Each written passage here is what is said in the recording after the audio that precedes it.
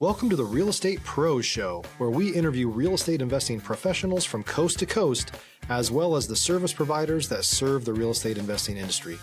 Our goal is simple: share what's working now to help you improve and scale your business to the next level and meet the pros that can help you get there.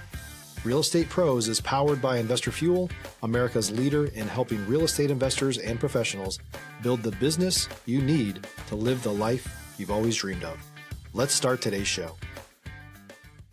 Property insurance for real estate investors doesn't have to be difficult, but it does need to be there to protect you when you need it. MyInvestorInsurance.com not only provides insurance at 15 to 30% cheaper than traditional agencies, it's built specifically for real estate investors like you.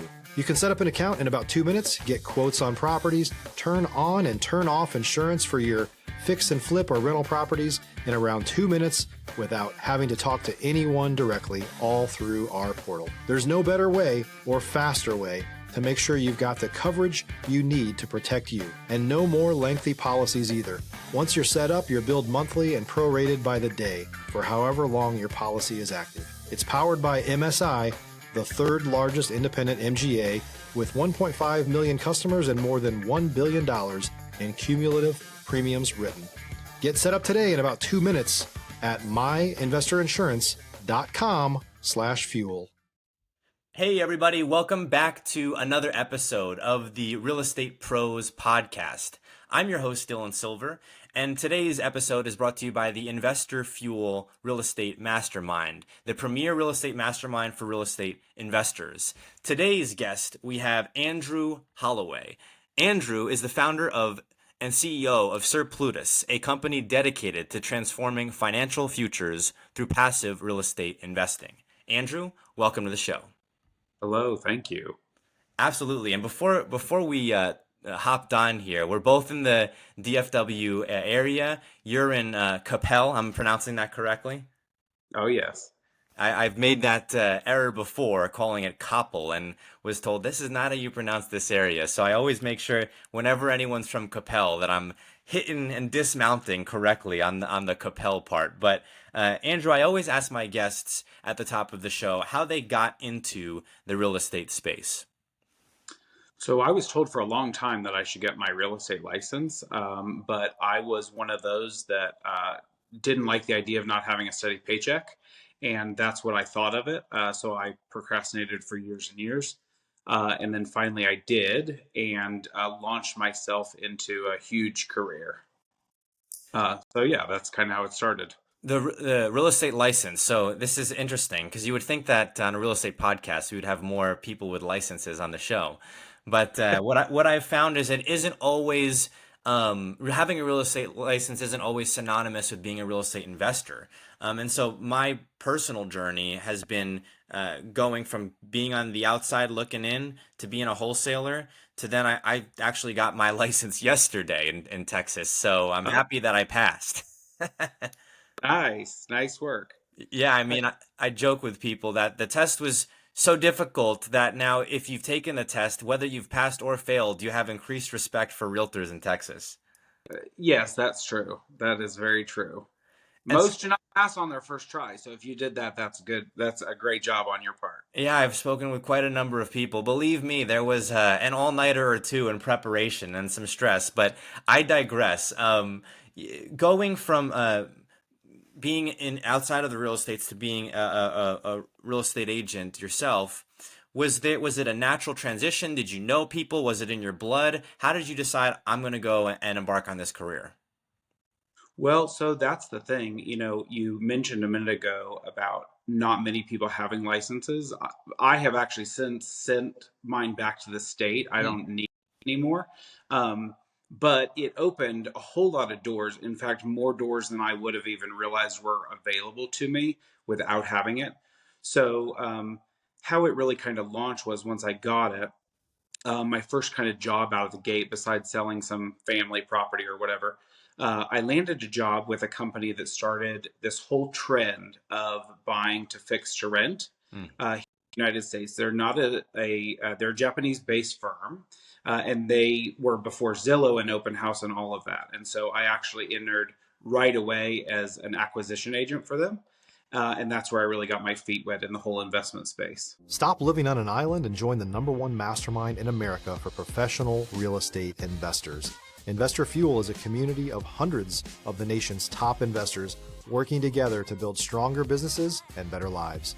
In addition to the amazing community of real estate investors acting as a board of advisors for one another, Investor Fuel members have access to 100% funding on purchase and repairs for our members only, a health insurance program, and benefits and discounts that more than pays for the membership of most of our members, meaning it's actually costing you money to not be a member of Investor Fuel. If you're looking to scale your business and build a business that allows you to live the life of your dreams, please visit investorfuel.com today and book a call with our team. Wow. So at this point in time, you're familiar with the realtor side of things, the MLS, so on and so forth, Trek promulgated forms, but now you're going into the acquisitions space, which being in it myself, and I think anyone who is in this space can confirm, it's a little bit of the wild, wild west, specifically back then. Was that your sentiment when you first got started? Oh, yeah. And it was crazy because we were under this umbrella of this huge organization with billions of dollars in cash.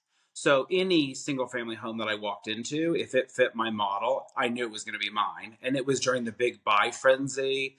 It was so cool. It was so cool. But I didn't know that was the thing. It was such an introduction to the world of real estate because I didn't know what a wholesaler was. I had never heard of such a thing, but we worked with them. And you know what I mean? Like all the ins and outs of acquisitions. And yeah, it was incredible, an incredible experience. So when you're first getting started, and you're being told you're going to be acquisitions. So how I got started was in acquisitions. I didn't even know what that meant. All I knew was I want to somehow be in the real estate space. This company's taking a shot on me. Let's go see what happens. Did you know Oh, yeah. exactly what you were going to be doing? No, I Googled it for sure. I didn't know what that was. And I'm buying, which is cool, but I had no idea. I mean, we were, each agent was responsible for 30 to 40 houses minimum a month. Oh It my was, gosh.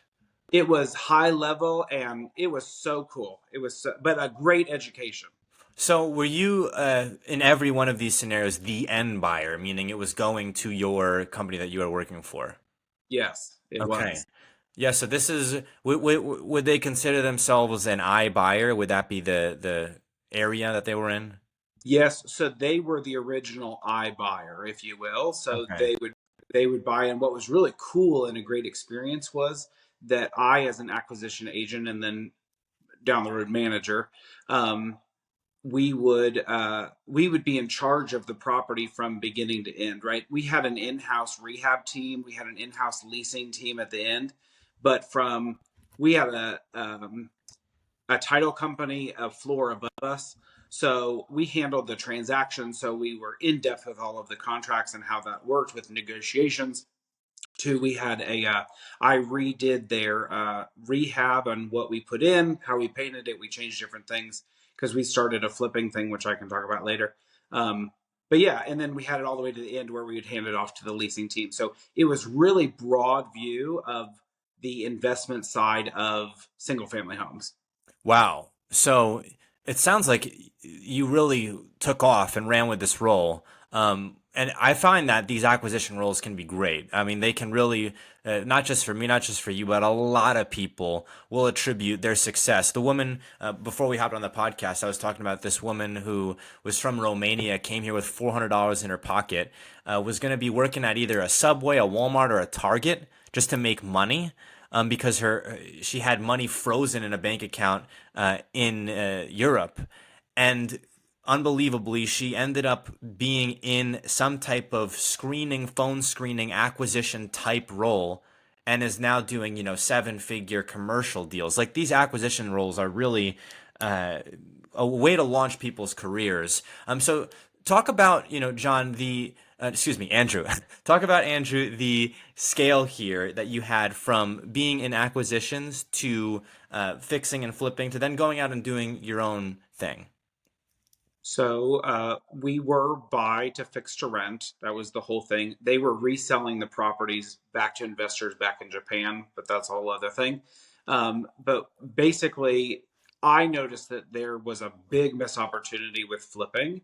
Flipping had just started becoming like a thing on TV, that Chip and Joanna Gaines and all these people were starting to come out with that this was a popular thing for people to do, but also a good investment. So I actually started the flipping program there, and it skyrocketed and took off. A few years after that, they had some management changes in the company. So I decided to break off and go start my own. So that's what I did. That period where you're starting your own entity, it can be a little scary. It can be a little challenging. Were you gung ho, hey, this is going to work, or was it more of a leap of faith? A huge leap of faith. It was terrifying. That because I go big or go home. So my first project out of the gate was we bought a house for 2,000. It was 2,000 square feet, and we doubled it. It was 4,000 square feet. It was over $1 million sale, which was so cool. But of course, I couldn't just go buy a little fixer upper down the road. So yes, it was terrifying, and write those checks and getting used to paying subs and contractors tens of thousands of dollars a week and just watching it flood out of your account. It's you know what I mean? Where it's mine and my money. It is terrifying, and it's a huge leap of faith, but it taught me a lot more lessons than I ever realized at the time, even about little things like, I always had a grip on my finances and financial stability, that sort of thing. But at the same time, a greater respect for money and being comfortable with those sort of movements. So Andrew, talk about your first couple deals out on your own. Okay, so the first one I did, like I said, was a big multi-million dollar or $1 million custom home that we doubled in size. Then I scaled back a little bit and I jumped into the ARV of like 400 or less, which was essentially the principal of the Japanese firm that I worked for. And that's where I've been steadily growing ever since. That first deal, it was a big deal. Was it? You've been doing it for a while, so it wasn't new to you in that sense, but it was new being on your own. Was it straightforward? Was it some new challenges that came up doing it on your own the first time? Oh, there were a lot of challenges. I mean, I had subs and workers. I am a licensed general contractor, or was. So I mean, hiring those people before with the Japanese firm, that was all in, right? Yeah.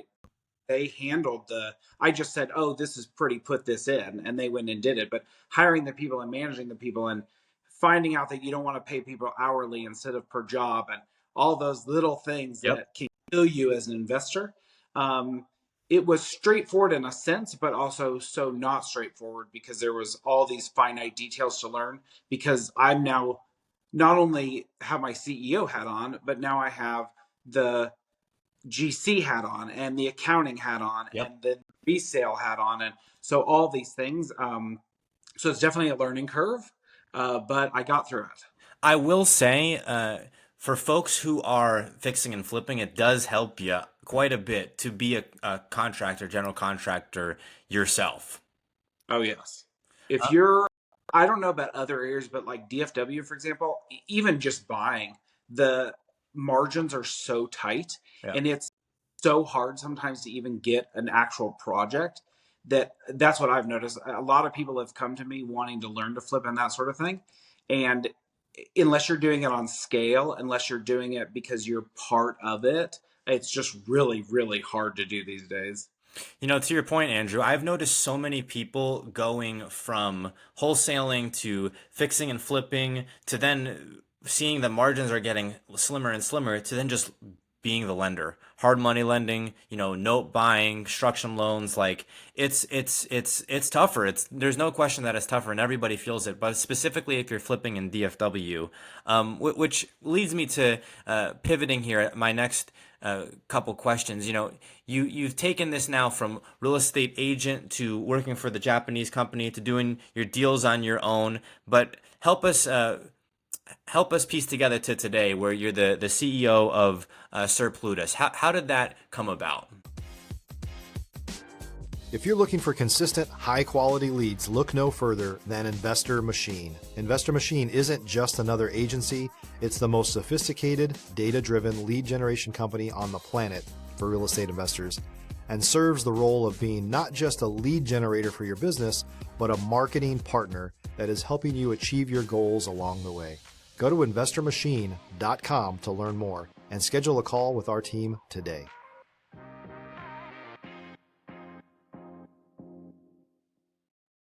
Well, so it came from that understanding of what you just talked about, of things are changing and it's getting harder and harder. A few months ago, I actually had ended up joining a club in DFW that talks about real estate and investing, and it's a kind of a mastermind group. But they really talk about living an abundant lifestyle, right? And how you, even if you're in real estate, even if you don't have much money to get started, you can start with the wholesaling and move to the fix and flipping. But the whole goal down the path is to get to passive investing. It'll change your life, right? Whether you retire or you keep working or whatever. All the millionaires I know still have a job. So that whole like I'm going to make a bunch of money and just retire. Like, no, you're not. But your life will be so much better if you invest, right? In whatever you're going to invest in. But luckily, 6 months ago, I rebranded, my company. It had a different name, into Sir Plutus. And I joined this forces with some other teams and group of people. And now we continue to do what we're doing, but on a much larger scale. So in just trying to change as many financial lives as we can, we opened Sir Plutus with the idea that it's for $1,000, which even my kids, I have a 15 and 16-year-old, during their summer job can earn $1,000. You can buy into a share of a house that's being flipped, right? Yeah. Just like you did a big commercial syndicate, this way you can buy into just a single family home, right? And then we have other projects that are coming for people with much bigger wallets. But that's where this all came about. This is not an easy industry to be in, but I have all the key components to do what I do and continue to scale as we go. And this is the much smarter way to be in real estate, is to invest in it. And the compounding, and I mean, Google a compounding calculator and you'll see that investing in real estate is the way to go. I mean, it's the number one wealth builder of anyone. If you're a new or newer real estate investor looking to launch or grow your real estate investing business, please check out Investor Fuel Club. It's a coaching community, but unlike anything you've ever seen before. And you can actually partner with members of our mastermind from coast to coast on deals right in your market.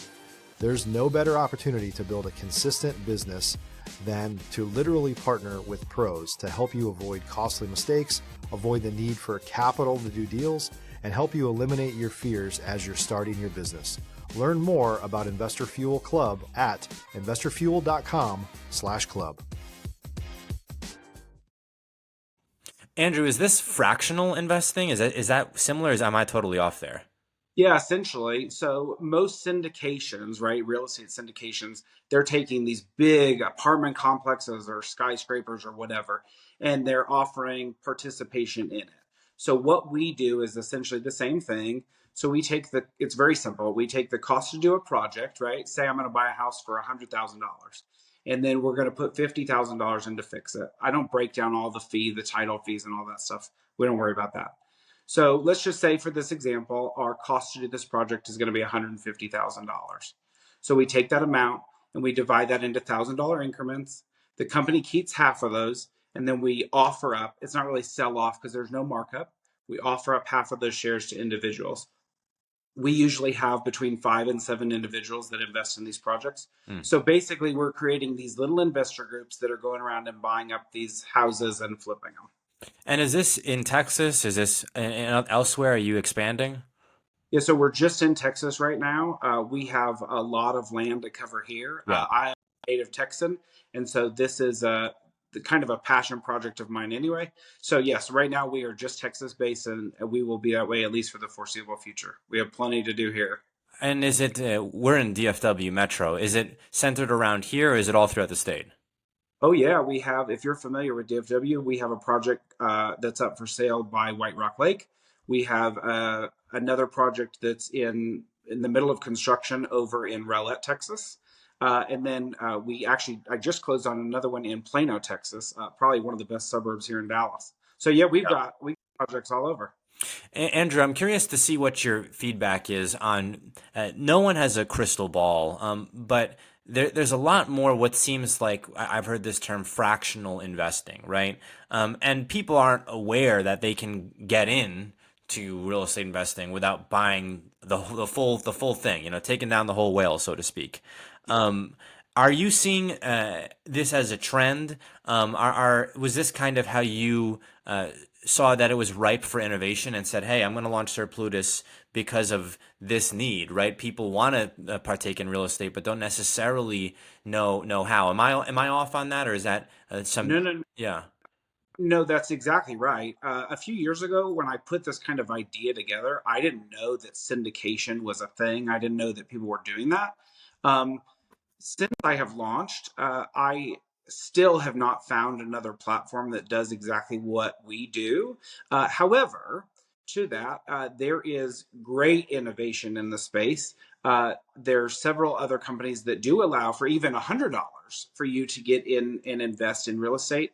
The difference and the key difference in what we do at Sir Plutus versus all of those companies is that they're all REITs, right? So you're putting in and you're running your percentage off of the average of whatever projects they buy into. Yeah. That can be fine or it can be bad because one project can spoil many. Where ours are project specific. So you're investing in specific homes. You have a specific rate of return that's with that. I mean, right now, our the last 6 months, our single family projects have been paying 12% on 6 to 8 month terms. Hmm. So some people have doubled that. They've gotten over 20%. So you're not finding that anywhere else. And you're certainly not finding that in a REIT. So Yeah. yes, it is becoming a more and more popular thing, as it should be. This sort of thing should be available to the masses. That's part of my goal here at running Sir Plutus. And I have seen others, and like I said, that where you can get in for even $100. It's not exactly the same, but at least it gives the common man, if you will, the opportunity to invest in real estate. Which wherever you do it, you should be doing it. To your point, Andrew, the idea that someone can get into the real estate space without you know taking down the whole deal themselves. I've seen these competitors or other people in the space with the REITs, but you're specifically able to do individual projects, which makes you unique to a degree. Yes, absolutely. And then from there, are people able to um, select which project that they would like to be a part of, or is it more of a deal where you're kind of pooled together with other people with similar interests? How is it working on a granular level? No, so we only buy based on demand. Okay. So when you get on the mailing list for Sir Plutus, there's no contracts involved. You just sign up, right, for notifications, and then you get notified when new projects become available. And then it's first come first serve, right? Because there's only so many shares to each project. So that's kind of the exciting part about it is there is an excitement and demand to investing, right? It's not just a click of a button. We And that's for single family as well as commercial. So yes, you pick the specific project. Your funds don't all have to go into one. If you invested $20,000, you could put $10,000 in that house and $10,000 in that house. It does not matter. It's freedom of choice. I really, I'm personally passionate about this idea of people who are outside of the real estate space getting into the real estate space because I think frankly, and I think this is somewhat sad, even though I'm in the industry myself, is if you are not, you might get left behind because the cost of real estate is just let's face it, it's expensive. And it might go down temporarily, but over the long term in American history, it has not happened, right? And so, uh, if people have a way, fractionally, buying shares, right? These are great alternative investments that people can get into without having to be the contractor, without having to swing the hammer. Yep. It's mailbox money. It's just like if you struck oil and that oil company just started sending you checks. It's just the same thing. And now with the implementation of we've been doing the single family program, And then come Monday, April 14th, actually, we're launching several new single family projects for new and current investors. But also that day, we're launching our commercial division. So we have some really, really exciting commercial projects coming up. And those pay monthly dividends 30 days from project close. Hmm. So, I mean, you've got opportunity and options galore. So this is not just a one-time, fix and flip. This is passive income. Is that right? Yeah, oh yeah. As soon as your project is done, you have first. So if you've invested in a single family flip project, as soon as it goes under contract, we go and start seeking another project so that if you want to, you can roll more investment in, part of it in, you could start drawing dividends. The idea is to get into this program and stay there, right? And add to it and build yourself a financial future. So it's fix and flips though, right? So it's not rentals that okay. We don't do rentals. On the commercial side, there is some renting to it. It's a combination of things. I can't talk a whole lot about it yet. But yes, that's where we're also different. Is most This has been a real big trend, this fixed to rent thing, Hmm. and I could go on a whole other episode of yours to get on my soapbox about how we're becoming a rental nation. Yep. Even thanks to the Japanese firm that I worked for, but that's another story. So Yeah. no, we focus on the fix to sell. That's our key market. It's not an easy business to be in, but luckily that's one of my best skills.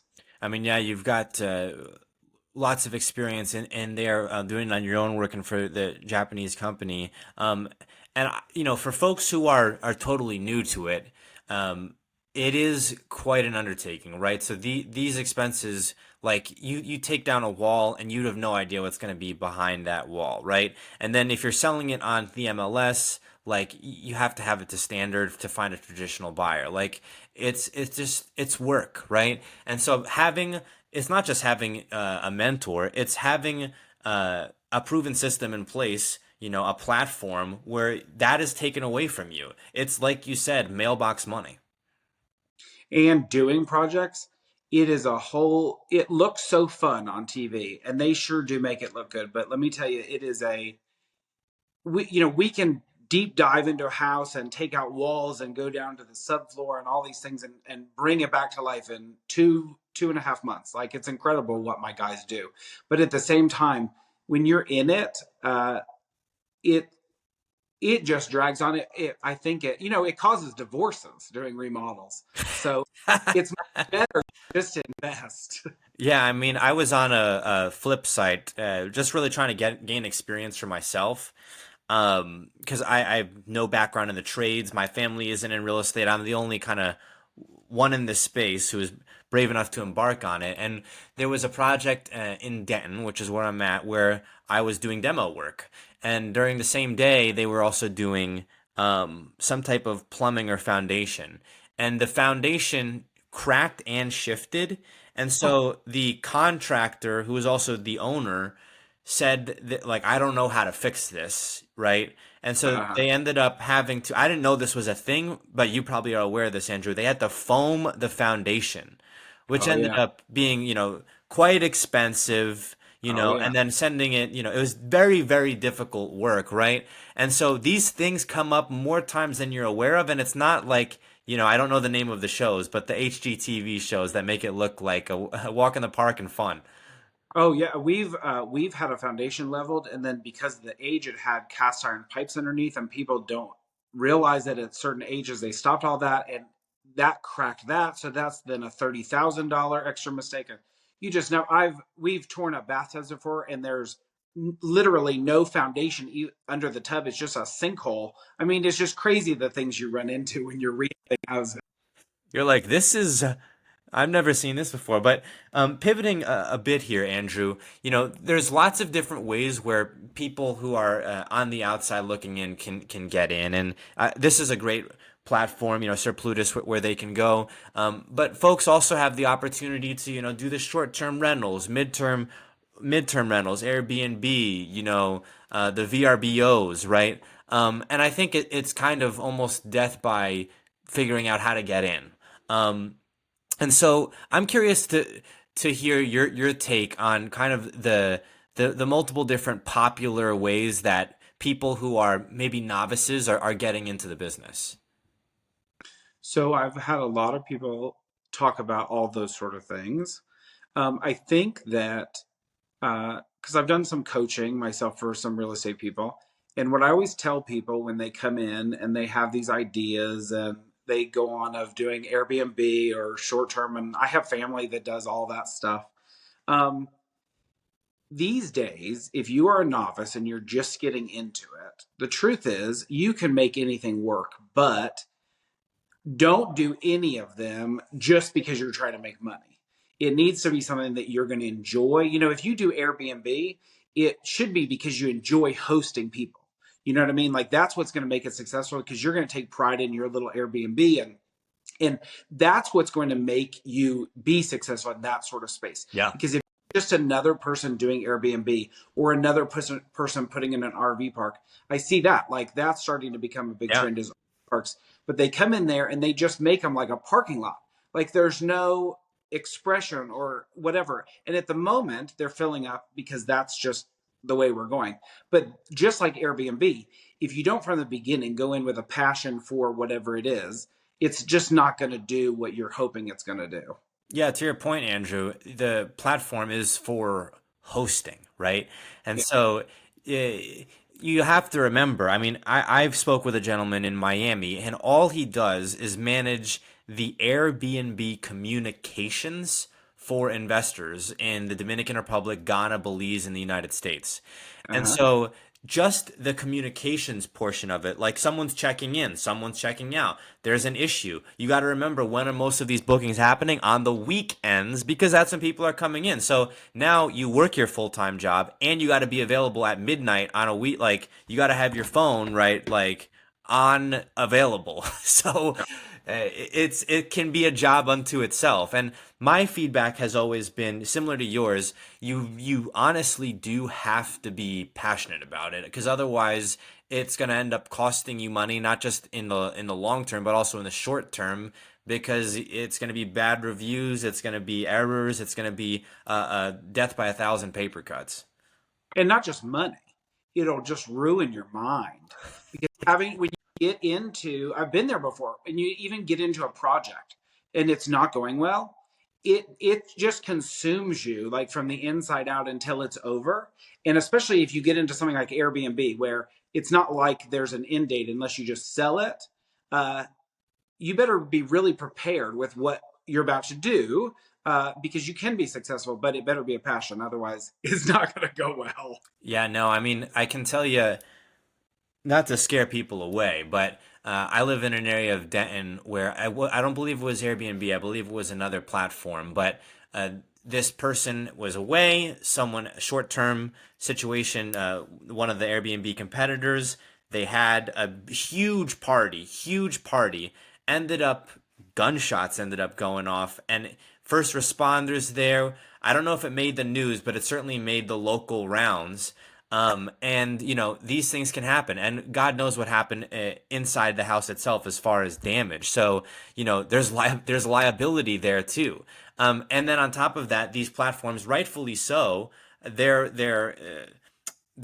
consumers, their clients are the people staying in the homes. So you got to remember, if the home gets destroyed and there's not a whole lot of, you know, evidence, or it's not reported properly, sometimes they'll side, you know, with the people that are coming and not you. So, you know, it could sometimes end up costing you. And then, Andrew, to your point, it's just your sanity too. Oh yeah, exactly. Yeah, but yeah, not trying to scare them away at all, are you? No. But actually, my mentor is huge on Airbnb. And so uh, one of the videos that he had was, this had happened, something similar, at one of his Airbnbs in Denton, and it was just a video of like this giant party and him rolling up and being like, "What's going on here?" And that ended up like helping more bookings get to that spot. So, but you know, there's a plus and minus with everything. But I will say that having a platform like Sir Plutus, fractional investing, gives people that opportunity to not have to go through that, to not have to go and deal with, the what ifs, the managing the communications, the dealing with the maintenance, the dealing, with the visitors. You don't have to deal with any of that. And to our listeners, I think it's a great opportunity for you to get involved in real estate here. But Andrew, we are coming up on time here. How can folks go to get a hold of you? Well, the easiest way is to go to the website at sirplutus.com. They could text or call us at 945-274-3985 or email to investorrelations@sirplutus.com. Well, folks, that ends another episode of the Real Estate Pros podcast. Andrew, thank you for coming on. Thank you so much for having me. Thanks for joining us for today's Real Estate Pros show. You can learn more about the amazing benefits of the Investor Fuel Mastermind community, including surrounding yourself with hundreds of other rock stars, 100% financing for your deals, and members-only discounts from vendors you're likely already using that, as a member of Investor Fuel, will save you more than the cost of your membership. Visit investorfuel.com to learn more. If you're interested in joining us as a guest of this show, please visit investorfuel.com/pros to apply. You can also check the show notes for access to free resources, how to get access to world-class lead generation, and much more. Don't forget to subscribe so you never miss another episode. Have a great day. We'll see you on the next show.